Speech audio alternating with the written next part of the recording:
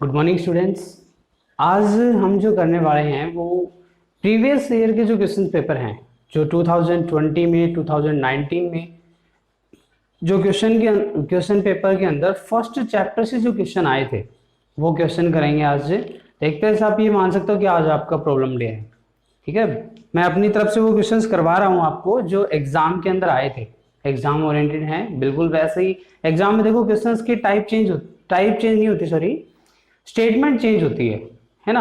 अब की बार वही ये आया था, अगली बार स्टेटमेंट चेंज होकर आ जाएगा, थोड़ा वो चेंजमेंट होता है, बट एग्जाम के अंदर मोस्टली वही क्वेश्चंस होते हैं जो हर बार आते हैं या उसी टाइप के क्वेश्चन आते हैं, मैं आपको ये कह सकता हूँ। तो आज जो हम क्वेश्चन करने वाले हैं वो क्वेश्चन 2020 के अंदर आए थे एग्जाम के अंदर। कुछ क्वेश्चन हैं मेरे पास जो मैं आपको करवा रहा हूँ, और पीछे आपका बेसिक कॉन्सेप्ट है वो इसमें कंप्लीट हो चुका है। आई थिंक आपने उसको अच्छे से पढ़ा होगा, समझा होगा। फिर भी अगर आपको कोई प्रॉब्लम है तो आप बता सकते हो, ठीक है। और देखो क्वेश्चन स्टार्ट करते हैं। कुछ क्वेश्चंस हैं जो मैंने क्वेश्चन पेपर से देखे थे और नोट किए थे, वो क्वेश्चंस आज मैं करवा रहा हूँ।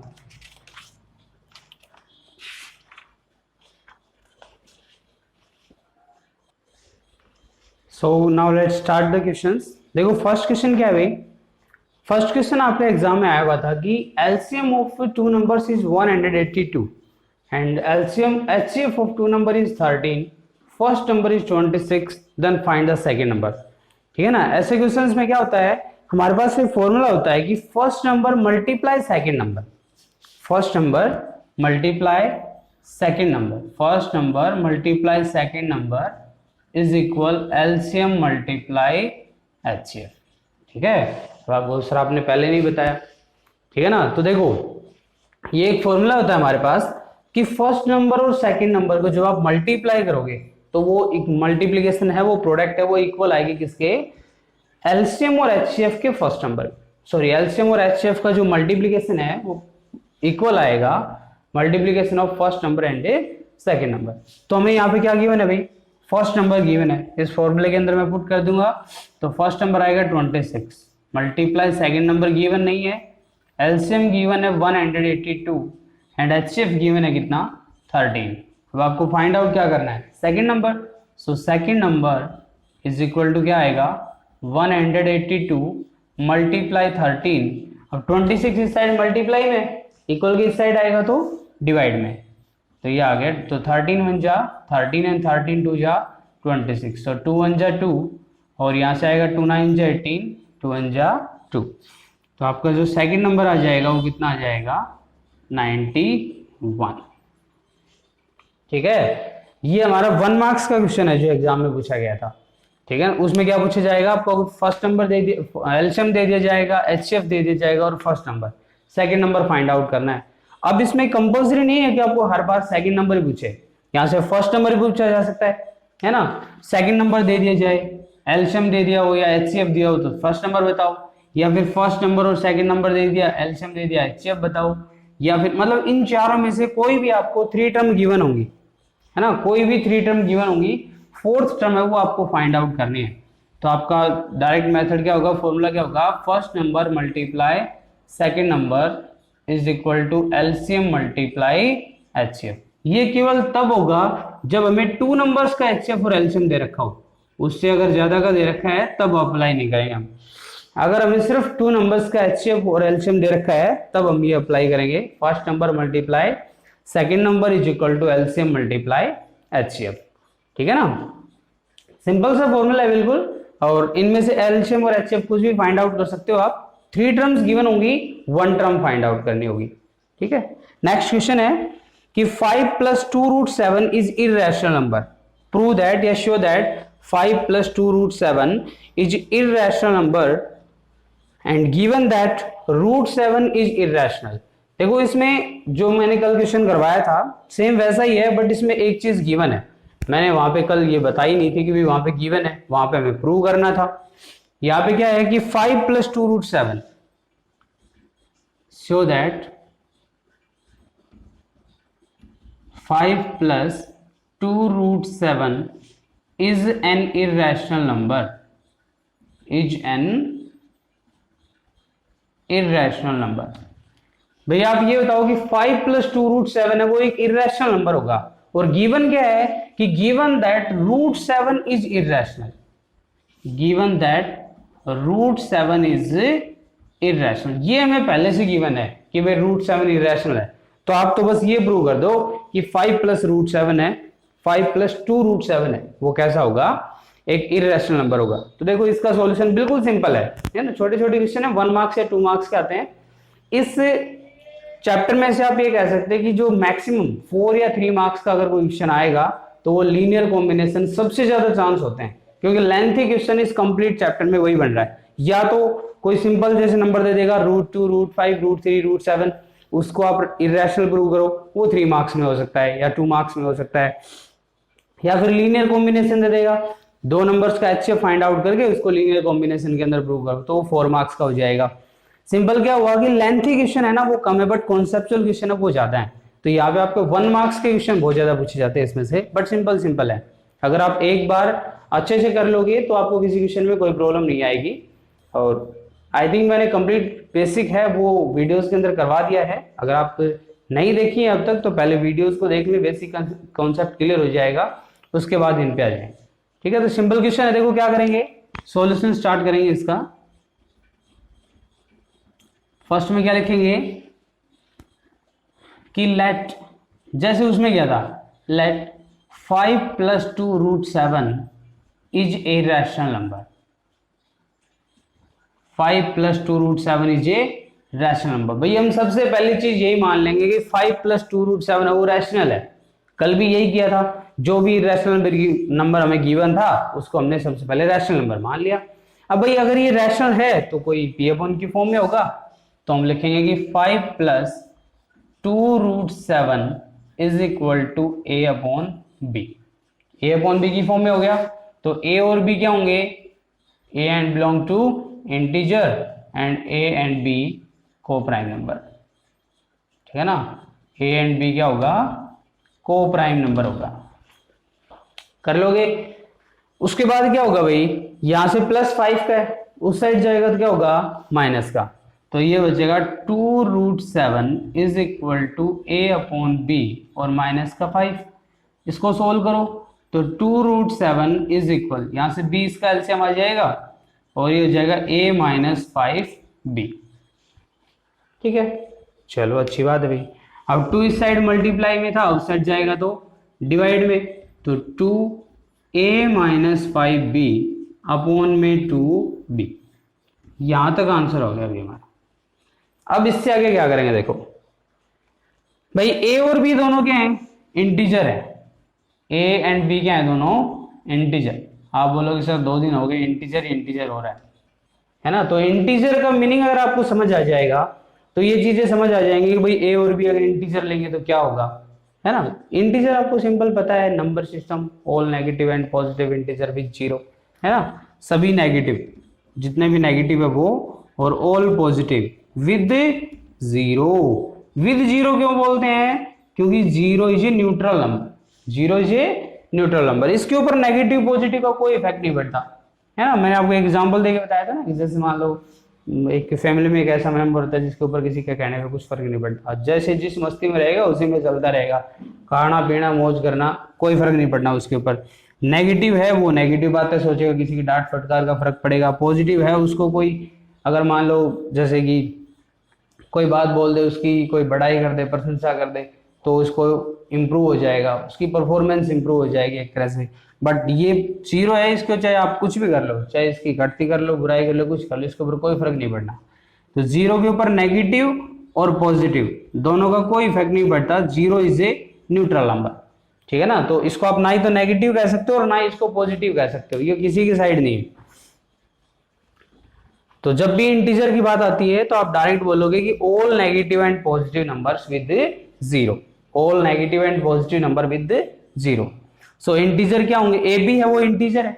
अब यहाँ पे भाई बी है वो इंटीजर है, इंटीजर को अगर हम 5 से मल्टीप्लाई करेंगे तो वो भी क्या आएगा, एक इंटीजर आएगा। फिर इंटीजर में से इंटीजर माइनस करेंगे तो क्या आएगा, वो भी एक इंटीजर आएगा। और फिर उसको 2b से डिवाइड करोगे तो वो भी क्या आएगा, एक इंटीजर आएगा। तो सिंपल क्या हुआ कि जो a माइनस 5b था अपॉन में 2b। अब देखो a माइनस 5b ये तो एक इंटीजर आ जाएगा भाई, ठीक है, हमने मान लिया कि a माइनस 5b एक इंटीजर आ गया और यहां से 2b है वो भी एक इंटीजर आ गया। लेकिन ये चीज तो कंफर्म नहीं है ना कि जब इनको डिवाइड करोगे a माइनस 5b अपॉन में 2b तो वो भी एक इंटीजर आएगा, क्योंकि बहुत सारे इंटीजर ऐसे हैं जैसे 2 को अगर आप 3 से डिवाइड करो तो कंप्लीट डिवाइड होगा, नहीं होगा, 2/3 में p अपॉन की फॉर्म में रह जाएगा। और बहुत सारे एग्जांपल है, माइनस के 6/5 इसको डिवाइड करो तो क्या डिवाइड होगा, नहीं होगा, इतना ही रहेगा। तो फिर भाई इसके भी तो कंफर्म कोई गारंटी नहीं है ना कि a माइनस 5b को जब आप 2 से डिवाइड करो तो कंप्लीट डिवाइड होगा। तो भाई चाहे डिवाइड हो या मत हो a अपॉन b फॉर्म में तो रहेगा। अगर कंप्लीट डिवाइड होगा तो भी जिस नंबर के डिवाइड में कुछ नहीं आता उसके डिवाइड में 1 होता है, और अगर डिवाइड नहीं होगा तो फ्रैक्शन में होगा p अपॉन की फॉर्म में। तो सिंपल बात मैं क्या कह सकता हूं कि a minus 5b upon 2b is a rational number. भाई ये जो बच गया ना, यहां से मैं ये कह सकता हूं कि भाई a minus 5b upon 2b है वो क्या होगा, रैशनल नंबर होगा। बट फिर लिखेंगे सो a minus 5b upon 2b is a rational number, is a rational number. ये अगर रैशनल हो गया तो भाई ये तो इक्वल है किसके, √2 के, सॉरी √7 है यहाँ पे, 2 नहीं है, √7 है, सॉरी। तो भाई ये कंप्लीट है, वो इक्वल है किसके, √7 के। इसका मतलब √7 भी एक रैशनल नंबर होना चाहिए क्योंकि दोनों टर्म्स आपस में इक्वल है। बट गिवन हमें क्वेश्चन में दे रखा है, क्या गिवन है कि √7 is irrational number. So there is a contradiction. Contradiction क्या होगी कि जो चीज हम मान के चले थे वहां से हमें यह पता लग रहा है कि भी a minus 5b upon 2b क्या एक रैशनल नंबर है, बट वो कंप्लीट टर्म इक्वल है किसके, √7 के। √7 रैशनल हो नहीं सकता, वो कैसा है, इररेशनल हमें क्वेश्चन में गिवन है। So there is a contradiction and 5 plus contradiction जब होगी ना तो उसके नीचे एक लाइन और लिख देना, क्या कि आवर पोजिशन वाज रॉन्ग, जो हमने माना था वो गलत है, और जो मान के चले थे वो गलत है। तो माना क्या था भाई हमने कि √7 5 + 2 √7 इज ए रैशनल नंबर, और अगर ये रैशनल नंबर नहीं है तो कैसा होगा, इररेशनल होगा, सिंपल है। तो जब ये टर्म गिवन ना हो कि √7 इररेशनल नंबर, तो सबसे पहले जो मैंने मेथड करवाया बेसिक में, उस √7 को इररेशनल प्रूव करो। √7 जब इररेशनल प्रूव हो जाए तो फिर डायरेक्ट ये लिख दो कि multiply of irrational with rational is irrational and addition of irrational with rational is irrational, और आपका टोटल आंसर क्या आ जाएगा, इररेशनल आ जाएगा। या फिर आप ये मेथड अप्लाई कर सकते हो भाई, इससे भी आपका इररेशनल प्रूव हो जाएगा। लेकिन इसमें ये गिवन होना चाहिए कि √7 या रूट के अंदर जो भी टर्म हो कैसा होगा, इररेशनल होगा। ठीक है, सिंपल है, 2 मार्क्स का है क्वेश्चन। नेक्स्ट है क्वेश्चन, चेक वेदर 12 की power n can end with the digit 0। कहता है कि चेक करो कि 12 की पावर n है वो कभी 0 के साथ एंड हो सकता है। मतलब जब आप उस क्वेश्चन को सोल्व करो तो आपके यूनिट प्लेस पे कभी 0 आ सकता है, यूनिट डिजिट कभी 0 आ सकता है। तो देखो भाई, देखते हैं नंबर में क्या होता है, 12 की पावर n, नंबर बताया 12 की पावर n, और आपसे पूछा है कि शो दैट या फिर चेक वेदर 12 की power n can end with the digit 0। देखो ऐसे क्वेश्चंस के लिए मैंने आपको एक चीज बताई थी कि सबसे पहले आप क्या करोगे, first of all factorise the 12 या प्राइम फैक्टर ऑफ 12, तो 2 × 3। सो इसको हम क्या लिख सकते हैं, 2 की पावर 2 × 3 और कंप्लीट की पावर n। अब क्या लिखेंगे कि 12 की power n can never and with the digit 0। 12 की पावर n है वो कभी भी 0 के साथ एंड नहीं हो सकती। क्यों, क्योंकि मैंने आपको बताया था कि जब भी कोई टर्म किसी टर्म की पावर करेंगे और अगर 0 आएगा तो एक ही कंडीशन पे पॉसिबल है, और वो पॉसिबल कब है, जब उसके प्राइम फैक्टर में 2 और 5 दोनों टर्म आए। ठीक है ना, उसके प्राइम फैक्टर में 2 और 5 दोनों आए, तभी पॉसिबल है कि जब उस नंबर का आप स्क्वायर करो या क्यूब करो या पावर 4 पावर 5 कुछ भी हो तो एंड होगा किसके साथ, 0 के साथ एंड होगा। जब तक उसके प्राइम फैक्टर में 2 और 5 नहीं आएंगे वो 0 के साथ एंड नहीं होगा। तो यही आपका आंसर रहेगा, और ये 1 मार्क्स का है, 2 मार्क्स का क्वेश्चन आएगा आपके पास। तो उसमें बोलेगा कि check whether 12n can end with the digit 0 for any natural number, किसी नेचुरल नंबर n के लिए क्या ये नंबर की पावर 0 के लिए एंड हो सकती है? तो आपका आंसर क्या रहेगा? No, it can never be end with the digit 0 because prime factor of 12 is 2 multiply 3, and if a number end with the digit 0 then prime factor of this number should be in prime factor of 2 or 5. क्या आप कह सकते हो कि the number should be 2 or 5 in the prime factor. Prime factor के अंदर number 2 और 5 होना कंपलसरी है। अगर ऐसा होगा तो ही वो नंबर 12 की पावर मतलब वो नंबर 0 के साथ एंड कर सकता है, अदरवाइज सिंपल क्वेश्चन है बिल्कुल। और ऐसे ही क्वेश्चन आपके एग्जाम में आएंगे। देखो जो भी क्वेश्चन लेंथी बनते हैं या जो थोड़े बहुत टिपिकल हैं तो आप वही हैं, लीनियर कॉम्बिनेशन वगैरह आप उसको ध्यान से करें, ठीक है ना। नेक्स्ट क्वेश्चन है कि 11/2 की पावर 3 मल्टीप्लाई 5। ये वही क्वेश्चन करवा रहा हूं जो आपके एग्जाम में आए थे या 2020 में या 19 में जो इस चैप्टर में से क्वेश्चन आए थे। 20 में जो आए थे उसमें लीनियर कॉम्बिनेशन नहीं आया, 19 में जो आया था उसमें लीनियर कॉम्बिनेशन आया, तो एक प्रॉब्लम उसकी भी सोल्व करवा देंगे कल। आज जो क्वेश्चन है यही देखो, तो कहते 11/2 की पावर 3 मल्टीप्लाई 5 डेसिमल रिप्रेजेंटेशन। कहता है कि ये जो नंबर है ना इसकी डेसिमल रिप्रेजेंटेशन बताओ। नीचे आपको ऑप्शन दे देगा और ऑप्शन क्या देगा, 4 ऑप्शन होंगे जिसमें डेसिमल रिप्रेजेंटेशन क्या होगी भी, एक तो बोलेगा कि टर्मिनेटिंग होगा, एक बोलेगा नॉन टर्मिनेटिंग होगा, एक बोलेगा नॉन टर्मिनेटिंग रिपीटिंग पार्ट होगा, ठीक है ना। नॉन टर्मिनेटिंग वाला हटा दो, ये बोले नॉन टर्मिनेटिंग का रिपीटिंग, या फिर बोले कि नॉन टर्मिनेटिंग का नॉन रिपीटिंग पार्ट होगा, और या फिर बोल दे नन ऑफ दीज, है ना, नन ऑफ दीज, इनमें से कोई नहीं होगा। तो कौन सा ऑप्शन टिक करोगे भैया आप? सबसे पहले विदाउट एक्चुअल डिवीजन चेक करने का मेथड मैंने क्या बताया था कि 11 जो भी डिनोमिनेटर होता है, ठीक है ना, किसी भी टर्म का, जैसे p/q हो गया तो q इसका डिनोमिनेटर हो गया, जो भी डिनोमिनेटर होगा उस डिनोमिनेटर के प्राइम फैक्टर करने हैं। बट इस क्वेश्चन में तो पहले से प्राइम फैक्टर गिवन है, और वो प्राइम फैक्टर क्या है 2 की पावर 3 मल्टीप्लाई 5, 2 को 3 टाइम मल्टीप्लाई मतलब 2 मल्टीप्लाई 2 और मल्टीप्लाई में क्या आ गया 5। और मैंने जब आपको बेसिक करवाया तब एक बात बताई थी कि जब भी कोई ऐसा क्वेश्चन आ जाए जिसमें विदाउट एक्चुअल डिवीजन हमसे ये पूछा जाए कि उस नंबर में टर्मिनेटिंग होगा या नॉन टर्मिनेटिंग होगा, कैसा डेसिमल एक्सपेंशन होगा, तब क्या बताया था मैंने कि जो भी आपका नंबर आए उस नंबर का डिनोमिनेटर देखो आप q, उसके प्राइम फैक्टर करो। अगर उसके प्राइम फैक्टर में अकेला 2 की पावर है, या फिर अकेला 5 या 2 और 5 दोनों, ये अगर उसके प्राइम फैक्टर में आ रहे हैं तो वो नंबर क्या होगा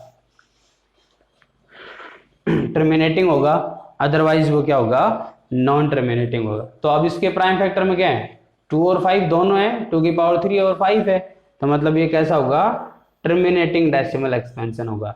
और अगर इसके साथ मल्टीप्लाई मान लो 3 आ जाता तो फिर ये कैसा हो जाता, फिर नॉन टर्मिनेटिंग हो जाता, ठीक है ना। अगर 2 और 5 दोनों आएंगे तो टर्मिनेटिंग होगा, 2 और 5 के अलावा और कोई डिजिट आ जाए, या अकेला 2 आएगा तो भी टर्मिनेटिंग रहेगा, अकेला 5 आएगा तो भी टर्मिनेटिंग रहेगा, 2 और 5 दोनों आएंगे तो भी टर्मिनेटिंग रहेगा। इनके अलावा अगर कोई डिजिट आ जाए या इनके साथ ही अगर और कोई डिजिट आ जाए तो फिर क्या रहेगा डेसिमल एक्सपेंशन का नॉन टर्मिनेटिंग रिपीटिंग पार्ट रहेगा। कौन सा रहेगा नॉन टर्मिनेटिंग का रिपीटिंग पार्ट, नॉन टर्मिनेटिंग का रिपीटिंग पार्ट रहेगा भाई।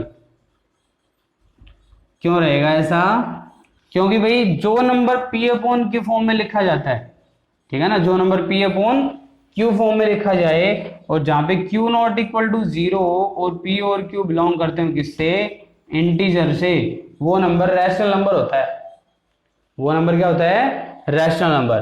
तो ये p/q फॉर्म में लिखा हुआ है, लिखा हुआ है ना, q नॉट इक्वल टू 0 है और दोनों इंटीजर है, मतलब ये कैसा नंबर है कि रैशनल नंबर है। तो फिर नॉन टर्मिनेटिंग नॉन रिपीटिंग में जो आएगा वो कैसा नंबर रहेगा इररेशनल।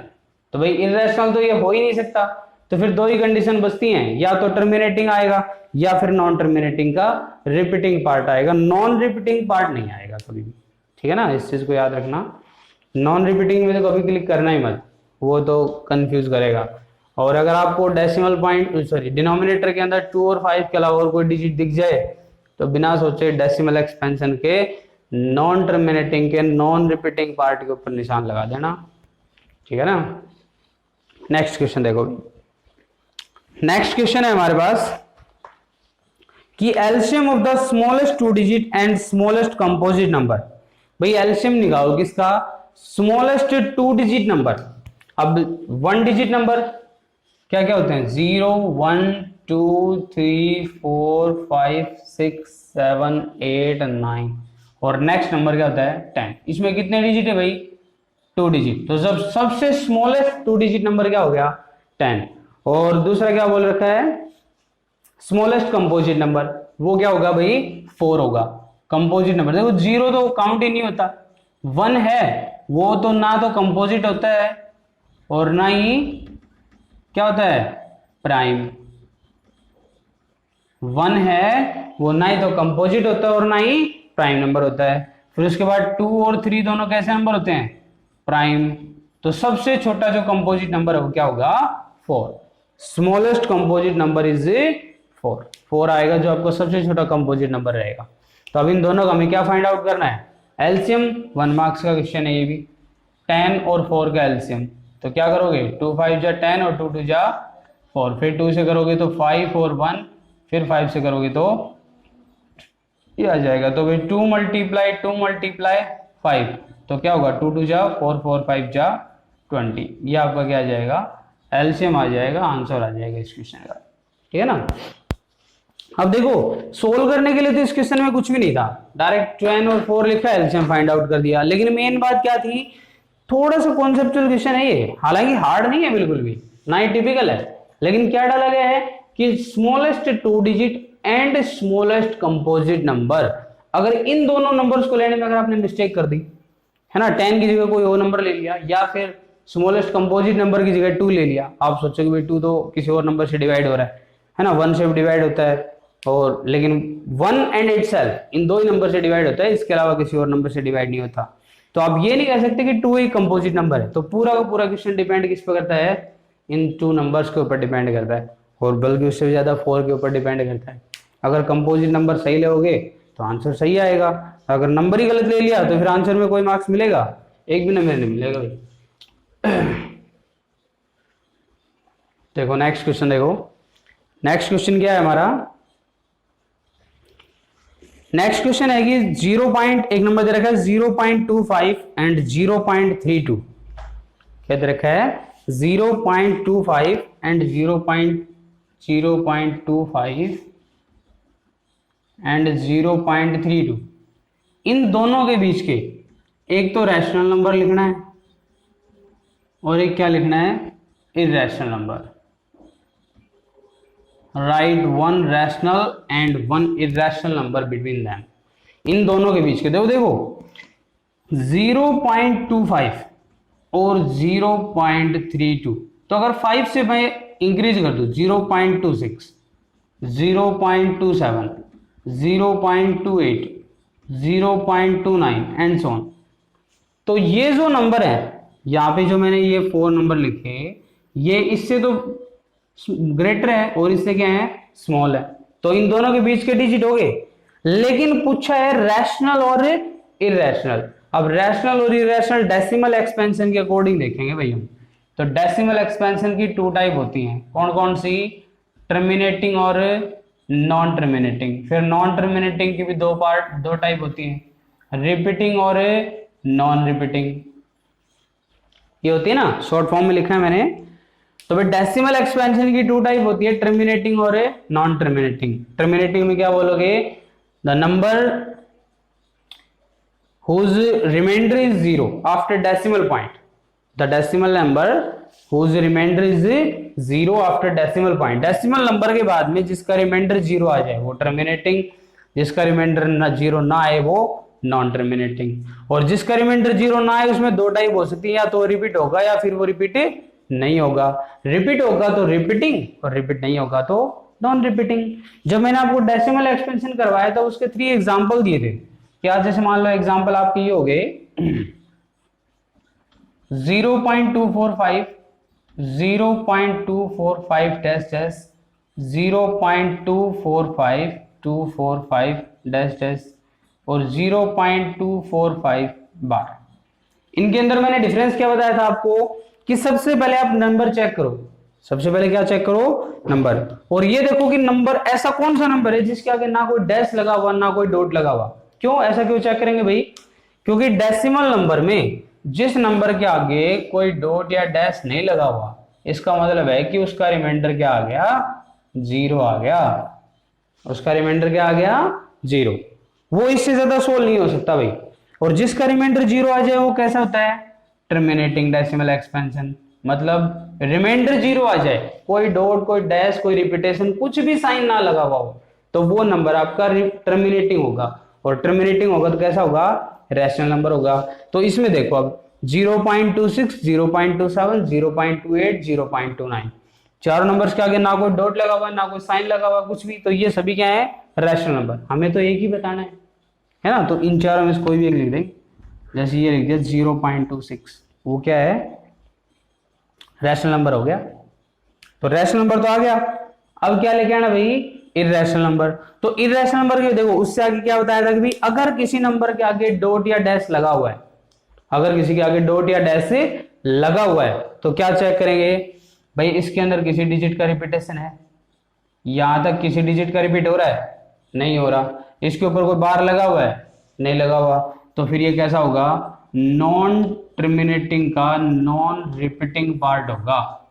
इसमें देखो डिजिट्स का रिपीटेशन हो रहा है तो ये रिपीटिंग होगा, इसमें बार लगा हुआ है तो कैसा होगा, रिपीटिंग। ठीक है ना। और जो नंबर रिपीटिंग होता है उसको हम क्या बोलते हैं, वो रैशनल नंबर होता है जिसमें डिजिट्स का रिपीटेशन हो या जिसमें डिजिट्स का रिपीटेशन ना हो और रिमाइंडर जीरो। भाई रिमाइंडर जीरो होगा तो रिपीटेशन होगा ही नहीं।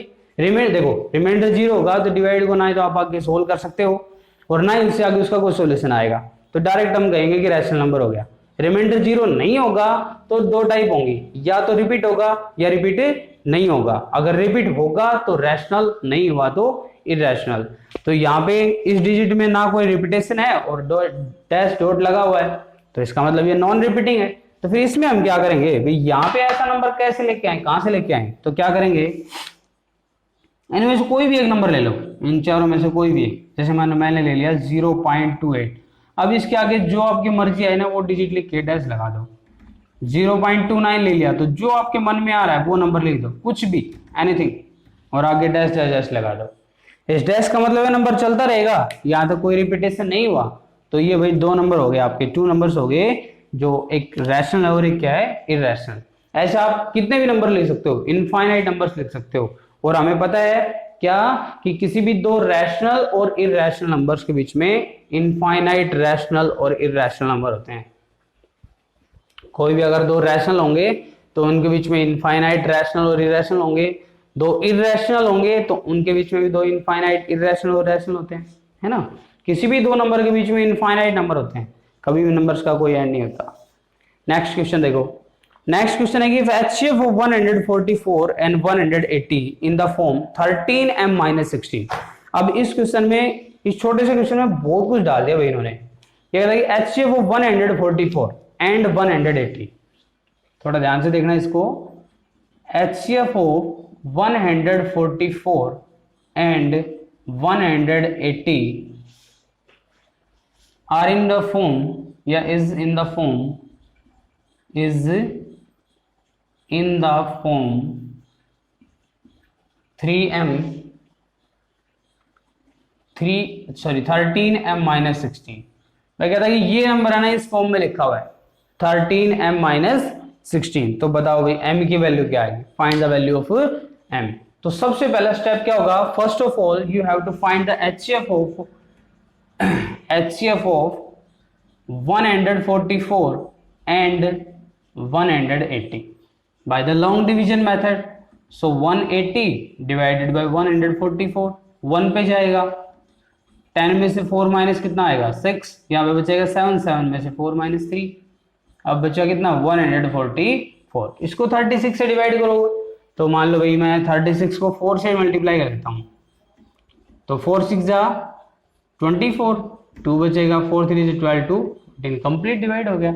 36 4 जा 144, रिमाइंडर क्या आ गया 0। इसके बाद इसको इक्विवेलेंट डिवीजन एल्गोरिथम की फॉर्म में लिखेंगे तो a is equal to b q plus r. First of all a की जगह आएगा 180 इज इक्वल टू b कितना है यहाँ पे 144, क्वोशिएंट है 1 और रिमाइंडर 36।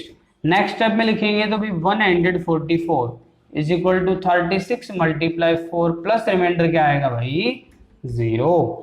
ये आपका इक्विवेलेंट डिवीजन एल्गोरिथम हो गया। क्वेश्चन सिंपल सा है बट स्टेप कंप्लीट डाला हुआ है। अगर इसमें नंबर बड़ा हो जाता तो सेम इसी स्टेप से हमारा क्वेश्चन बड़ा हो जाता।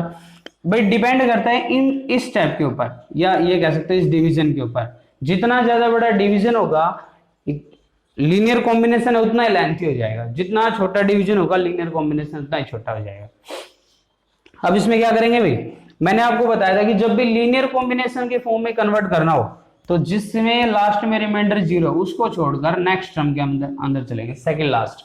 बट इसमें तो 2 ही टर्म है तो भाई नीचे वाली टर्म को छोड़ दो, ऊपर वाली टर्म को ले लो। और HCF हमारा क्या है यहाँ से 36, तो यहाँ से 36 की वैल्यू फाइंड आउट करनी है। तो 36 इज इक्वल, ये कंप्लीट टर्म प्लस की इस साइड आएगी तो माइनस की, तो क्या आएगा 36 is equal to 180। 36 is equal to 180 minus के 144 मल्टीप्लाई 1। ठीक है, यहां से हो गया 36 is equal to 180x minus 144y, या फिर आप इसको ऐसे भी ले सकते हो 180x is equal to plus 144 into y. अगर ऐसा लिखोगे तो देखो 180 के साथ मल्टीप्लाई में कुछ टर्म थी नहीं था, और जिसके साथ मल्टीप्लाई में कुछ उसके मल्टीप्लाई में क्या होता है 1, तो x की वैल्यू क्या आ जाती 1, और यहाँ पे प्लस का साइन लगा दिया तो y की वैल्यू क्या आ जाती -1। क्यों? क्योंकि यहाँ पे y के साथ 144 के साथ मल्टीप्लाई में क्या है 1। ये तो है भाई इसका लीनियर कॉम्बिनेशन, बट इस क्वेश्चन में हमें लीनियर कॉम्बिनेशन नहीं पूछा। ये मैंने सिर्फ इसलिए करवाया है ताकि आपको रिमाइंड हो जाए जो हमें पीछे क्वेश्चन किया था। यहाँ पे लीनियर कॉम्बिनेशन नहीं पूछा गया है, यहाँ पे हमारा सिर्फ इतने क्वेश्चन से काम चल जाएगा।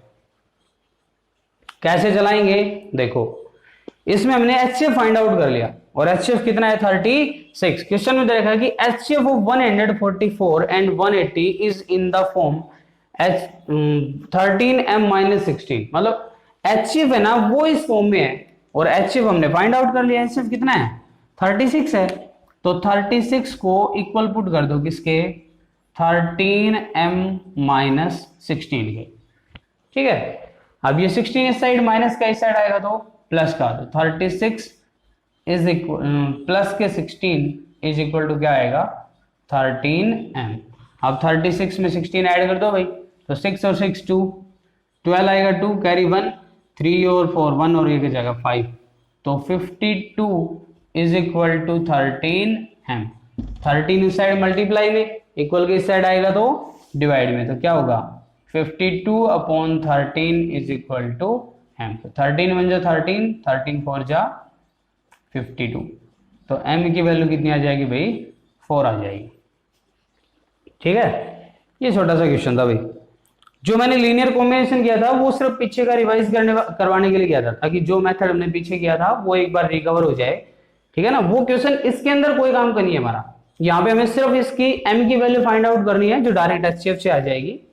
अगर लीनियर कॉम्बिनेशन में x या y की वैल्यू देखो आप कैसे कैसे करोगे, उसमें कैसे पूछा जाएगा, या तो ऐसे दे दिया जाएगा जैसे उस दिन वो क्वेश्चन करवाया था भाई 56x प्लस 72y, याद है ना। अगर ऐसे कोई दे दे फिर d की वैल्यू पूछे, x की वैल्यू पूछे, y की वैल्यू पूछे, तब आप क्या करोगे लीनियर कॉम्बिनेशन में कन्वर्ट करोगे, या डायरेक्ट बोल दे कि right in the linear combination, या फिर क्या करे आपसे x और y की वैल्यू पूछे, तो भाई x और y की वैल्यू तो आप तभी फाइंड आउट कर सकते हो जब आप लीनियर कॉम्बिनेशन के अंदर कन्वर्ट करो। ठीक है, तो आज के अपने इतने ही क्वेश्चन थे, 7 क्वेश्चन आज मैंने सोल्व करवाए जो आपके एग्जाम में आए हुए हैं।